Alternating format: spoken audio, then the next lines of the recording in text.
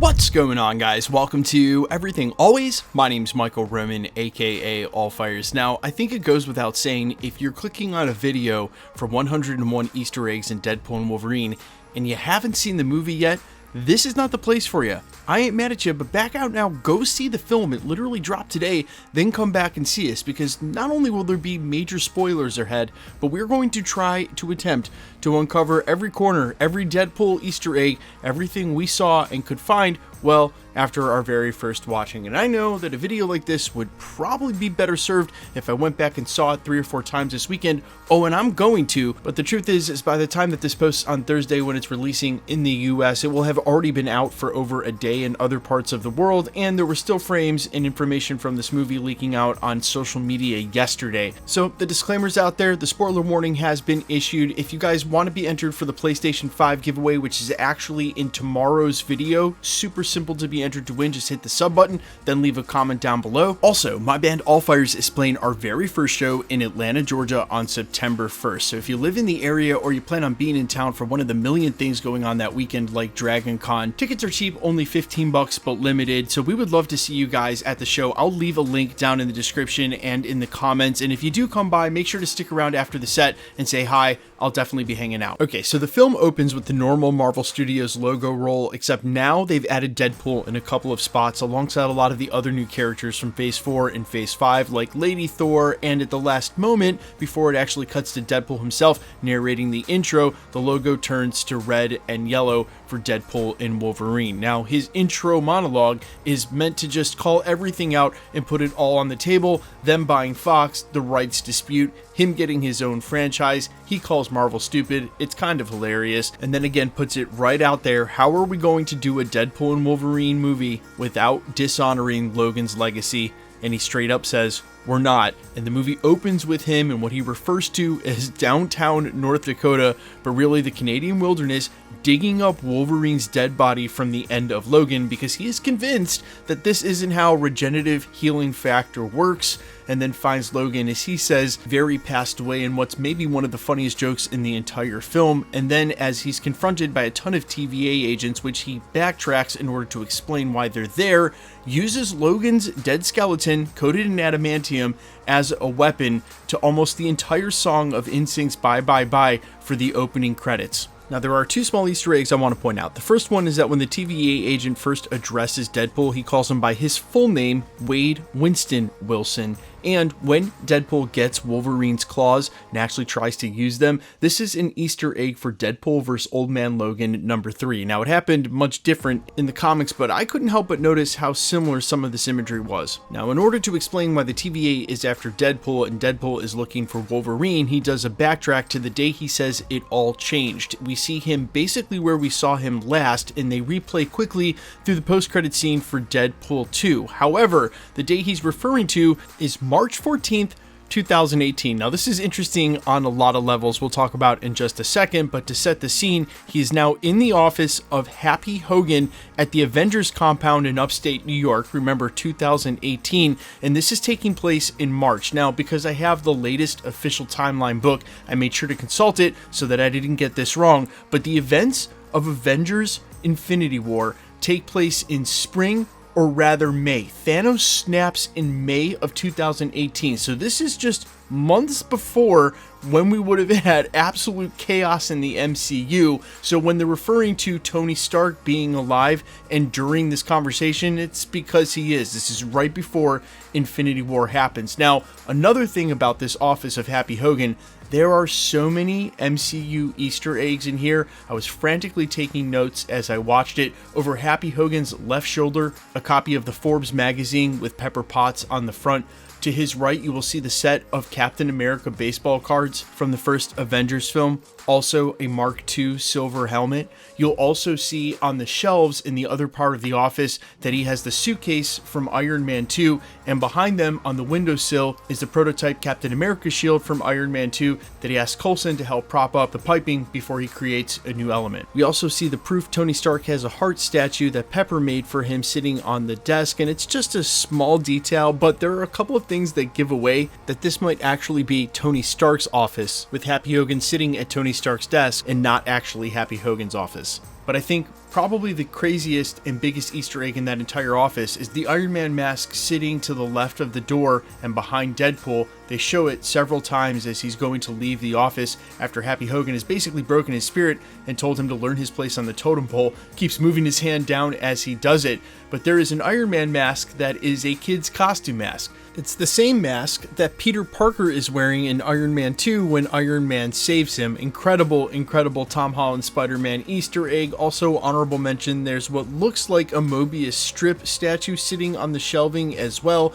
Keep in mind, that would be an Easter egg for Tony Stark using the Mobius strip years from now in Avengers Endgame to invent time travel. This is way before that. Now, speaking of which, again, without any explainer how this time travel device became a multiverse timeline hopping device, we'll just assume that whatever Negasonic Teenage Warhead did to it, it actually changed its function. He goes from the 616 after being rejected by the Avengers back to his timeline, which is the Fox timeline, and we now know has the designation of Earth 10,005. Now, we learned from this sequence that basically because he was rejected from the Avengers, he's hung up the Deadpool costume. He's selling cars at what the play on in the movie is Drive Max. It's obviously their parody of CarMax, and we've seen this part of the movie a million times played out in the trailer. The TVA abducts him from his very own surprise party, brings him to Agent Paradox, which we're going to learn very quickly in the movie is basically off of the reservation, not really following the TVA rules, but basically doing his own thing because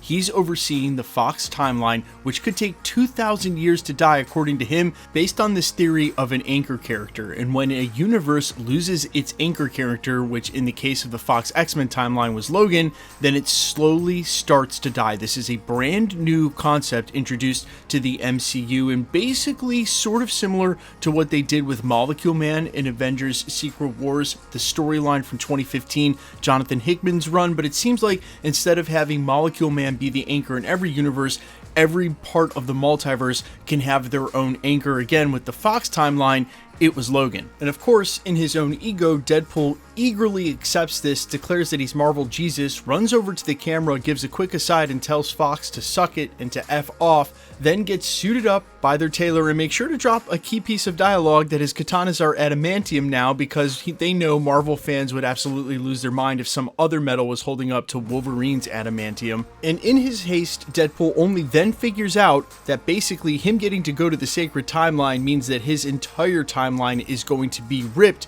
by a timeline ripper, as Paradox exclaims that's his whole plan to speed up this process, to which Deadpool has the quick idea to knock the TemPad out of his hand and go looking for a replacement Wolverine, which brings us right back to where the movie started with the TVA agents chasing him in the woods. Now, after he makes quick work of them, he says, I gotta find a new Wolverine, and starts off to find one. He says, cue the montage. The first Wolverine we're introduced to is Hugh Jackman's variant in a bar, but when he gets off of the stool to confront Deadpool, we see that he's comic accurate short. Deadpool even calls him out for this and is basically a gag. He's super short. It's hilarious. He then Jackman's Wolverine, but this variant is Patch. Deadpool even calls him by that name. The next variant we see is working on his motorcycle, smoking a cigar. We don't get the full reveal of which Wolverine this is, but we do a little bit later in the montage. Then we see a super old Logan, probably old man Logan, sitting on the porch with a shotgun. Then we get some absolutely insane comic book imagery. It's Wolverine on what is a crucifix, or basically an X cross. It's from Fever Dream. That's Uncanny X-Men number 251, released in 1989 as part of the House of X series. Then we get what I think might be one of the coolest scenes in the movie, and what I hope will be a nod to what they'll use as a costume in the future. We see Hugh Jackman in the classic yellow and brown. He's about to fight the Hulk, and again, so much cool imagery, but this scene right here is an absolute classic. Now, the original for this image is Incredible Hulk 340, where it was Wolverine in the yellow and brown, and it was actually Grey Hulk. But they've redone this scene so many times with variant covers in the cartoons. This is some of the best imagery ever, and something I'm so pleased they put in the film. I just wish they would have shown us even 5 seconds, 10 seconds of this fight. Now, hilariously, Deadpool tries to give Hulk the same speech that Loki gave Hulk. He says, "I am Marvel Jesus, you dull creature," and before he even has a chance to go any further, Hulk smashes him against the tree. Then he rewinds and goes back a couple of variants to the one working on his motorcycle with the cigar, and it turns out to be what Deadpool calls the Cavalrine. It's Henry Cavill as Wolverine, the ultimate fan service after so much fan art had put him in this role over the last 2 or 3 years. Deadpool tries to make a joke about Marvel treating him way better than DC. Cavill simply punches him through a wall, through a TVA 10-pad door, right to the Wolverine that becomes our Wolverine for the rest of the film, the one that's in the bar wearing his yellow and blue costume, or as Deadpool calls them, pajamas, underneath his civilian clothes. And he only finds that out because it looks like they're about to throw down, but then Wolverine basically grabs a bottle off the bar, drinks himself into a stupor, and when Deadpool goes to retrieve him to basically bring him back to the TVA, he realizes he's wearing the blue and yellow Wolverine costume underneath. Now, when they get back to the TVA, of course, Logan has no idea where they are. He's passed out when they get there, but they learn that this is basically the worst Logan, the one that doesn't qualify as a hero. Before earlier in the TVA, when the Logan that was the anchor for the Fox X-Men timeline was put on the screen, everybody stopped, had a tear in their eye. He was heavily revered. But this Logan, according to the TVA, is the worst Logan, and as Paradox says, he would have accepted any of them, but simply not this one. And of course, as they go to attack Paradox, he simply takes a TVA time stick and dumps them both in the void. Now, we have spent a ton of time talking about the Easter eggs in the Void, so I'm only going to point out the most important ones. The very first trailer featured the Secret Wars comic book with Dr. Doom on the cover, obviously a nod to where this is all going, but the important part, while they're in the middle of their first fight, is that they're interrupted by a figure, which is one of the biggest cameos in the film. He's draped in mostly blue with a little accent of red, and Deadpool at first thinks that it's Captain America, but obviously this is a subversion of our expectation because it's not Chris Evans as Steve Rogers' Captain America. It's Chris Evans as Johnny Storm, returning from his appearance as the character back in the old Fantastic Four movies. Now, what's interesting is, as this caravan of villains approaches, Pyro is a part of the villains, and when Johnny Storm decides to flame on, it's funny, Deadpool thinks he's going to say Avengers Assemble because he doesn't realize it's Johnny Storm yet, but when Johnny Storm flames on and shoots fire, Pyro simply counteracts that by absorbing all the fire, and they eventually get captured. That's only after Wolverine gets his rematch with Sabretooth, Tyler Maine's version of the character, and it's built up to be this huge rematch, and Wolverine basically ends it 1-2-3 by chopping off his head. And of course, we can't go without a parody joke from Deadpool referring to him as Queen Furiosa because of the Mad Max-ness of the caravan. Now, speaking of the caravan, and like I said, we've had tons of Easter egg breakdowns from trailers. We've had good shots of this now for months, but there are so many Easter eggs to previous MCU IP. We'll try to get them all real quickly. The first one is obviously the truck from Moon Knight and what a lot of people think was a scene taking place in Latveria. We also see several motorbikes there, which one of them is definitely from Captain America, the first Avenger. The other bikes could be Captain America's as well. We also see Red Skull's hot rod that has been sort of shifted to maybe mesh with what's Iron Man's first hot rod from Iron Man 1. It's definitely the Red Skull car, but it has a little Iron Man on the front trunk.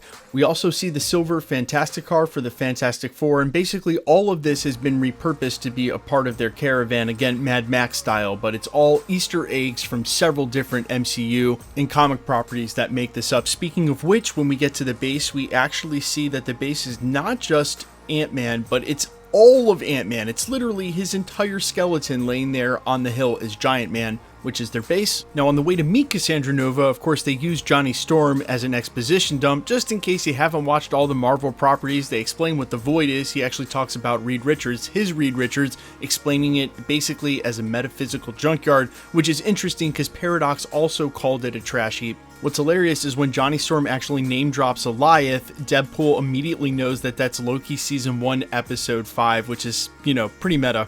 But this is also the opportunity they use for Johnny Storm to tell Deadpool and Wolverine about the Resistance characters that are out in the borderlands of the Void fighting against Annihilation and fighting against Cassandra Nova. Speaking of which, we are finally introduced to Cassandra Nova as soon as they get to her base, and she explains pretty well what kind of villain she is. She is the equal and opposite to Professor X. She's his mum and dry, what they say in the comics, and in fact, Professor X could sense how evil she was in the womb and tried to strangle her. So she has all the power Professor X has, and how she sort of uses her hand to go inside their brains to see what's going on is so creepy. I think they did a great job of portraying this character, especially with her introduction. And the sort of gag here is that Deadpool immediately starts telling Cassandra Nova how much SHIT Johnny Storm was talking about her on the way there. And of course, the way she kills him is insane. She sucks all the skin off of his body. A fight breaks out, and Deadpool and Wolverine are able to escape. Now, this is really where we start to get that sort of road trip buddy cop of it all. The very first thing they do is run into Dogpool, and then the variant of Deadpool that we sort of thought was Champion Deadpool or Samurai Deadpool. Apparently, they referred to him as Nicepool. He comes across as a total D-bag in the film, and of course, Deadpool only wants two things from Nicepool: wants to take Dogpool with him, and wants to take his gold-plated Desert Eagles. He's going to get his hands on both later in the film, but in the meantime, Nicepool offers them a Honda Odyssey so that they can go seek the Resistance fighters out in the Borderlands. This, of course, is a callback to earlier in the film where Deadpool said that Honda Odysseys effing suck. Now, of course, because Deadpool won't stop running his mouth, he pries too deep with Wolverine, and then Wolverine finally gives it back to Deadpool while they're driving the car and goes too deep, and then they tee up their second fight, which is way, way bloodier than the first. Basically takes place a majority in that Honda Odyssey, to the point where they both basically wear each other out, knock each other out, and someone comes and starts the car and drives off. Now, we learn that that's X-23, and she takes them to the Resistance fighters base, where we start to be introduced to the said Resistance fighters. One of them was Johnny Storm. The others are Elektra, played by Jennifer Garner, returning from those original Daredevil movies with Ben Affleck. Then we get Wesley Snipes' Blade, who has some interesting things to say about Blade in just a second. We're going to get to that. And of course, none other than Channing Tatum, who was famously in line to play Gambit in his own solo film that never came to fruition. He famously was extremely upset about that. He finally gets his chance to play Gambit in full costume. And there's sort of a gag going on about how bad his accent is, and Deadpool even calls this out and asks if his dialect coaches minions, but also points out that Channing Tatum really just wanted to play the character by saying something along the lines of, "Are you sure that you just didn't want them to call you Gambit, but it never really happened?" And the fourth remaining member we're introduced to is X-23. Now, they all realize that Deadpool and Wolverine have been to Cassandra Nova's base and were able to escape, which gives them the idea that they might be able to mount some sort of offensive and actually persevere, with the idea that they have to get Juggernaut's helmet in order to avoid Cassandra Nova being able to get inside their minds, because the only other option they had, the Magneto helmet, well, they mention Magneto by name and say that he's dead. They also mention other Marvel heroes by name they say have gone up against Cassandra Nova and have died. They mention Punisher, Quicksilver, and Daredevil. Of course, everybody's in to mount this counter-offensive against Cassandra Nova, except for Wolverine, who's pretty convinced they're all gonna die and goes out to drink alone by the campfire. That's when we get the scene from the latest trailer where X-23 goes out and explains that he was a hero. That's when he explains that he's wearing the yellow costume because Storm, Beast, Cyclops, they all wanted him to wear it, but he just couldn't because it would let them know that he actually wanted to be there, so he wears it as homage to them. And that's where X-23 gives him the impetus to say, hey, you were always like this until you weren't. You are a good person. And I'm guessing that's basically what gives him the kick to make sure that he's a part of the counter offensive. You don't see him in the van as they're driving up to Cassandra Nova's base, which is basically Giant Man. He rolls out of the trunk once they're inside the base. Now, speaking of which, this is absolutely crazy dialogue, maybe what I thought was the craziest line in the entire film. How they get into the base was Blade shoots one of Punisher's bazookas, and Deadpool asks Elektra point blank which Punisher, there's been like 5 of them, to which Wesley Snipes' Blade says, there's only ever been one Blade, there's only ever gonna be one Blade, and Deadpool looks right at the camera. Now, I cannot believe they allowed that line in, because Mahershala Ali has been waiting patiently to play Blade since 2019, and here's Wesley Snipes in a film as Blade before Mahershala Ali ever got his film, saying that there's never going to be another Blade. Now, I don't know if this is some sort of inside Marvel joke that we don't know. Maybe they are canceling Blade. Maybe Wesley Snipes is the new Blade. I think this is just Wesley Snipes stirring the pot, and I cannot believe they allowed this line in the film, but hey, they did, and it's in there, and it's crazy.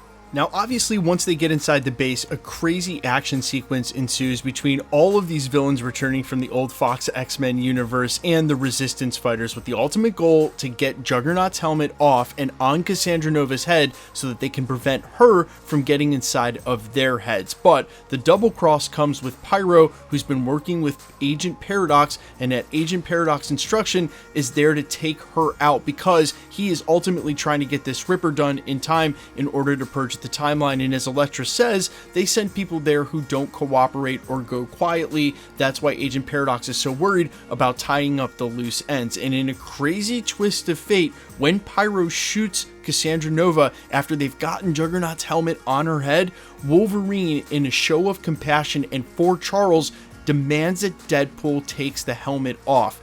And I am just as shocked as I think the rest of the crowd was when we realized Cassandra Nova is actually going to help them. She references Doctor Strange as being an amateur magician and saying that she killed him and wore his skin around for 4 days, but takes out his sling ring, which has a time stone affixed to one end and a reality stone affixed to another, which probably explains how she's able to open up a portal from inside the void and send them back to their timeline, back to the 10,005 timeline, not the sacred timeline 616. And in fact, if you're wondering, the 616 was only visited right at the beginning of the film when Deadpool went there in 2018 to meet with Happy Hogan and try to join the Avengers. She sends them back to 10,005, but immediately follows them, realizing that there's been a double cross. Because, as she said, she's had an agreement with the TVA for quite a while, but Pyro indicates that Paradox is off for the reservation. He's not working within the TVA's agreements and guidelines, he's just working under his own ambition, so she immediately follows them to 10,005 in order to accost Agent Paradox. And this is what starts basically the third act of the film, with probably one of the craziest action sequences that have been in a Marvel movie for a long time. It features the Deadpool Corps pouring out of a portal against Deadpool and Wolverine, and this is when we are finally treated to Wolverine putting on the cowl. Even though he doesn't have on shoulder pads, it is still totally worth it, and Wolverine and Deadpool go up against what seems like an infinite number of Deadpool variants, some of which I'm going to attempt to point out now during this video, but we will do a follow-up video once I can research every single variant and get several looks at the frames, because again, I'm doing this off notes off of just one viewing. Okay, first up we got the Deadpool Kid from the original Deadpool Corps comic books that was voiced by Matthew McConaughey.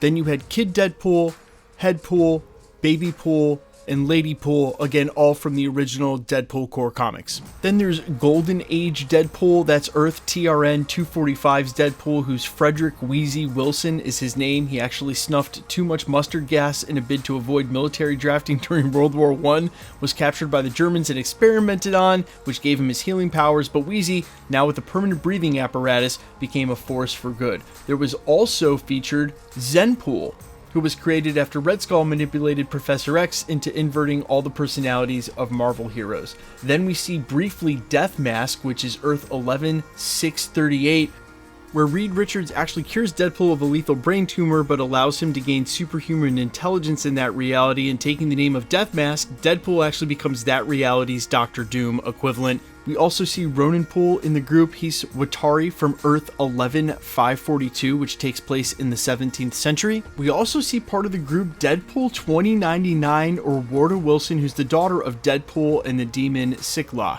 Now, this entire scene sort of ends in a really silly way because Peter shows up in a Deadpool costume when we find out that every Deadpool has a Peter, the same way that every Spider-Man has a guy in the chair, or the same way every Rick has a Morty. They all start cheering for Peter, and that allows Deadpool and Wolverine basically to just dip out. That moves to the last part of the film, where Cassandra Nova has now followed them over to the TVA and has gotten her hands on the Timeline Ripper. Now, Deadpool hilariously pulls an aside as soon as they get inside the TVA, looks at the camera, says it's the home stretch, turns back to Paradox and says, let's up the ante. And he explains that with her hands on the Time Ripper, she's mixing matter and antimatter on the actual full multiverse itself to erase everything except for the void.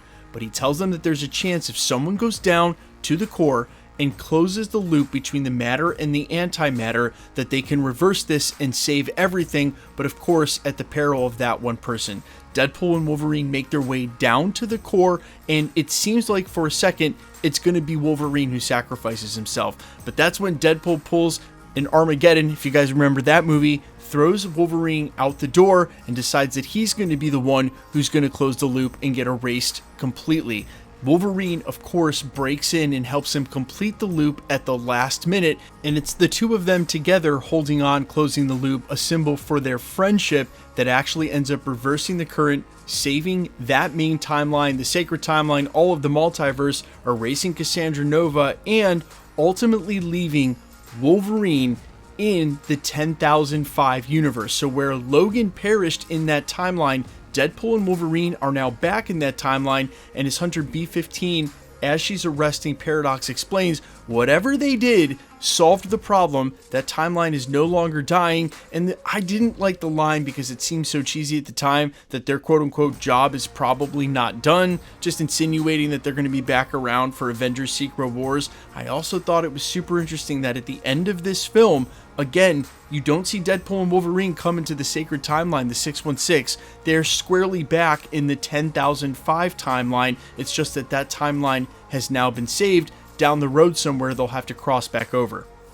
Now, if you missed our video breaking down the post-credit scene, I'll make sure to link it at the end of this, and I'm sure there are a lot of Easter eggs that I missed with just my first passing, but at this point in the video being 25 minutes deep, you guys let me know down in the comments everything you caught, all the little Easter eggs. I'm sure there are a ton of them. I am all ears as always. Quickly, with the giveaway stuff, guys, we're giving away a PlayStation 5 tomorrow. If you want to be entered to win, it's super simple. Hit the sub button because you need to be a subscriber, then leave a comment down below because it's truly random. The more videos you comment on, the better chance you have of winning. My name's Michael Roman. Find me on Instagram and Twitter at IamFires. You can also find me on Spotify, YouTube, Amazon, Apple, iTunes, wherever you listen to original music under the name All Fires. And while I sincerely appreciate you checking my music out, thanks for checking this channel and this video out. Stick around. We'll be posting again real soon.